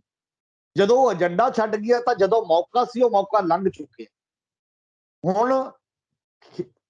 ਹੁਣ ਕਿਉਂਕਿ ਅਨਸਰ ਦੀ ਲੋੜ ਹੈ ਹੁਣ ਵੀ ਕਿ ਫੈਡਰਲਿਜ਼ਮ ਤੇ ਗੱਲ ਕੀਤੀ ਜਾਏ, ਤਾਂ ਉਹ ਖੇਤਰੀ ਧਿਰਾਂ ਵੀ ਨਹੀਂ, ਤਾਂ ਫਿਰ ਜਿਹੜੇ ਇੱਕ ਵੱਡੇ ਅੰਦੋਲਨ ਜਿਵੇਂ ਕਿਸਾਨ ਅੰਦੋਲਨ ਹੈ, ਇਹਦੇ ਚ ਰਲ ਕੇ ਹੋਰ ਦੂਜੇ ਅੰਦੋਲਨ ਵੀ, ਕੋਈ ਵਪਾਰੀਆਂ ਦਾ ਵੀ ਹੋ ਸਕਦਾ, ਕੋਈ ਬੇਰੁਜ਼ਗਾਰਾਂ ਦਾ ਹੋ ਸਕਦਾ, ਕੋਈ ਵੱਖਰੇ ਵੱਖਰੇ ਕਿਸਮ ਦੇ ਹੋਰ ਇਲਾਕਿਆਂ ਦੇ ਹੋ ਸਕਦੇ ਨੇ। ਉਹ ਸਾਰੇ ਅੰਦੋਲਨ ਇੱਕ ਅੰਬਰੇਲਾ ਦੇ ਤੌਰ ਤੇ, ਛਤਰੀ ਦੇ ਤੌਰ ਤੇ ਇਕਜੁੱਟ ਹੋਣ ਕਿ ਇਹ ਦੇਸ਼ ਦਾ ਸਟਰਕਚਰ ਦੀ ਮੁੜ ਵਿਉਂਤਬੰਦੀ ਕਰਨੀ ਚਾਹੀਦੀ ਹੈ। ਫੈਡਰਲਿਜ਼ਮ ਦੀ ਜ਼ਰੂਰਤ ਹੈ ਦੇਸ਼ਾਂ ਨੂੰ, ਵੱਖ-ਵੱਖ ਖਿੱਤਿਆਂ ਨੂੰ ਆਪਣੀ ਲੋੜ ਦੇ ਮੁਤਾਬਕ ਕੰਮ ਕਰਨ ਦੀ। ਉਮੀਦ ਹੁਣ ਵੱਡੇ ਅੰਦੋਲਨਾਂ ਤੇ ਵੱਡੇ ਇੱਕ ਏਜੰਡੇ ਤੇ ਵਿਚਾਰਧਾਰਾ ਚ। ਪਹਿਲਾਂ ਇਹਦੀ ਪ੍ਰਚਾਰ ਦਾ ਸਵਾਲ, ਪ੍ਰਚਾਰ ਇਸ ਰੂਪ ਦੇ ਵਿੱਚ ਹੈ, ਪਹਿਲਾਂ ਲੋਕਾਂ ਦੇ ਦਿਮਾਗ ਦਾ ਹਿੱਸਾ ਬਣ। ਜੇ ਹਿੰਦੂ ਤੋਂ ਵੀ ਜਨੂਨ ਲੋਕਾਂ ਦੇ ਦਿਮਾਗ ਦਾ ਹਿੱਸਾ ਰਹਿੰਦਾ ਤਾਂ ਫੈਡਰਲਿਜ਼ਮ ਨਹੀਂ ਨਾ ਹਿੱਸਾ ਰਹੂਗਾ। ਤੇ ਇੱਕ ਪੈਰਲਲ ਏਜੰਡੇ ਦੀ ਲੋੜ ਹੈ ਕਿ ਫੈਡਰਲਿਜ਼ਮ ਦੇ ਆਪ ਫਾਇਦੇ ਨੇ। ਫੈਡਰਲਿਜ਼ਮ ਦੇ ਨਾਲ ਦੀ ਨਾਲ ਮੈਂ ਅਗਲੀ ਗੱਲ ਵੀ ਕਰਦਾ, ਕੱਲਾ ਫੈਡਰਲਿਜ਼ਮ ਨਹੀਂ, ਹੁਣ ਨਾਲ ਇਹ ਗੱਲ ਵੀ ਕਰਨੀ ਪਊਗੀ ਕਿ ਲੋਕਾਂ ਨੂੰ ਤਾਕਤਵਰ ਵੀ ਬਣਾਉਣਾ ਪਏਗਾ। ਫੈਡਰਲਿਜ਼ਮ ਦਾ ਮਤਲਬ ਹੈ ਕਿ ਕੇਂਦਰ ਤੋਂ ਰਾਜਾਂ ਨੂੰ ਵੱਧ ਅਧਿਕਾਰ ਮਿਲ ਜਾਣ, ਪਰ ਰਾਜ ਵੀ ਹੇਠਾਂ ਲੋਕਾਂ ਨੂੰ ਅਧਿਕਾਰ ਦਿੰਦੇ ਨੇ ਕਿ ਨਹੀਂ। ਇਹ ਲੋਕਾਂ ਨੂੰ, ਜਦੋਂ ਲੋਕ ਜਾਗਰੂਕ ਹੋ ਜਾਂਦੇ ਨੇ ਤਾਂ ਲੋਕਾਂ ਦਾ ਏਜੰਡਾ ਨਾਲ ਲੈਣਾ ਪਏਗਾ।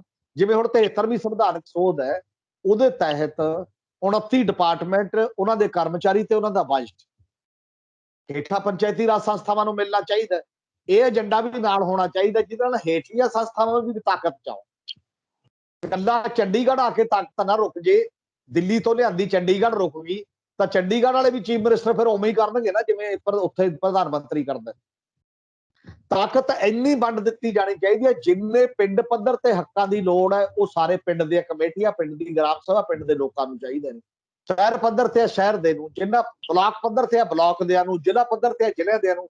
ਸਟੇਟ ਕੋਲ ਵੀ ਉਨੇ ਹੀ ਹੱਕ ਹੋਣ ਜਿੰਨੇ ਸਟੇਟ ਲੈਵਲ ਦੀ ਲੋੜ ਹੈ, ਜਿੰਨੇ ਇੱਕ ਕੇਂਦਰ ਲੈਵਲ ਦੀ ਲੋੜ ਹੈ ਉਹਨੇ ਕੇਂਦਰ ਨੂੰ ਹੁਣ ਇੱਕ ਤਰਤੀਬ ਪੂਰੀ ਤਰ੍ਹਾਂ ਇੱਕ ਨਵੀਂ ਘੜਨ ਦੀ ਲੋੜ ਹੈ। ਔਰ ਨਵੀਂ ਤਰਤੀਬ ਹੀ ਕੋਈ ਅਗਲਾ ਨਕਸ਼ਾ ਭਵਿੱਖ ਦਾ ਲੋਕਾਂ ਨੂੰ ਦਿਖਾ ਸਕਦੀ ਹੈ। ਤੇ ਲੋਕ ਜਦੋਂ ਫਿਰ ਉਹਦੇ ਤੇ ਸਹਿਮਤ ਹੋ ਕੇ ਚੱਲਣਗੇ ਤਾਂ ਸ਼ਾਇਦ ਉਹ ਵੱਡੇ ਦਬਾਅ ਜਿਹੜਾ ਹੋਊਗਾ ਉਹ ਕੋਈ ਠੀਕ ਪਾਸੇ ਵੱਲ ਫੈਸਲੇ ਲੈਣ ਲਈ ਮਜਬੂਰ ਕਰ ਸਕਦਾ ਸੱਤਾਧਾਰੀ ਧਿਰਾਂ। ਜੀ ਸ਼ੁਕਰੀਆ ਹਰਮੀਤ ਸਿੰਘ ਜੀ, ਧੰਨਵਾਦ ਤੁਹਾਡਾ। ਜੀ ਸ਼ੁਕਰੀਆ। ਸੋ ਮੇਰੇ ਨਾਲ ਮੌਜੂਦ ਸਨ ਪੰਜਾਬੀ ਟ੍ਰਿਬਿਊਨ ਦੇ ਸੀਨੀਅਰ ਪੱਤਰਕਾਰ ਸਰਦਾਰ ਹਰਮੀਤ ਸਿੰਘ। ਫੈਡਰਲਵਾਦ ਦੇ ਮੁੱਦੇ ਦੇ ਉੱਤੇ ਜਿਵੇਂ ਹਰਮੀਤ ਸਿੰਘ ਜੀ ਨੇ ਕਿਹਾ ਕਿ ਇੱਕ ਵੱਡਾ ਸੰਵਾਦ ਜਿਹੜਾ ਉਹ ਰਚਿਆ ਜਾਣਾ ਚਾਹੀਦਾ, ਚਰਚਾ ਹੋਣੀ ਚਾਹੀਦੀ ਹੈ, ਸਿਆਸੀ ਪਾਰਟੀਆਂ ਨੂੰ ਜਵਾਬਦੇਹ ਬਣਾਉਣਾ ਚਾਹੀਦਾ ਕਿ ਤੁਸੀਂ ਜੇ ਪੰਜਾਬ ਦੀ ਗੱਲ ਕਰਦੇ ਹੋ, ਪੰਜਾਬ ਪੱਖੀ ਹੋਣ ਦੀ ਗੱਲ ਕਰਦੇ ਹੋ, ਪੰਜਾਬ ਦੇ ਮਾਡਲ ਦੀ ਗੱਲ ਕਰਦੇ ਹੋ, ਤਾਂ ਤੁਹਾਡਾ ਕਿੰਨਾ ਕੁ ਜ਼ਰੂਰੀ ਹੋ ਜਾਂਦਾ ਹੈ ਕਿ ਤੁਸੀਂ ਕੇਂਦਰ ਦੇ ਹੱਥਾਂ ਵਿੱਚ ਖੇਡੋ। ਹਰ ਗੱਲ ਕੇਂਦਰ ਕਰੇਗੀ ਤਾਂ ਫਿਰ ਸੂਬਿਆਂ ਦੇ ਅਧਿਕਾਰ ਕਿੱਦਾਂ ਜਾਣਗੇ। ਇਹੀ ਕੁਝ ਖੇਤੀ ਕਾਨੂੰਨਾਂ ਦੇ ਵਿੱਚ ਹੋਇਆ। ਇਸ ਕਰਕੇ ਲੋਕਾਂ ਨੂੰ ਜਾਗਰੂਕ ਹੋਣ ਦੀ ਲੋੜ ਹੈ। ਸਿਆਸੀ ਪਾਰਟੀਆਂ ਨੂੰ ਸਵਾਲ ਪੁੱਛੇ ਜਾਣ। ਤੁਸੀਂ ਆਪਣੇ ਵਿਚਾਰ ਕਮੈਂਟ ਜ਼ਰੂਰ ਕਰਿਓ। ਮੈਨੂੰ ਇਜਾਜ਼ਤ ਦਿਓ। ਸਾਡੇ ਚੈਨਲ ਨੂੰ ਸਬਸਕ੍ਰਾਈਬ ਕਰੋ। ਧੰਨਵਾਦ।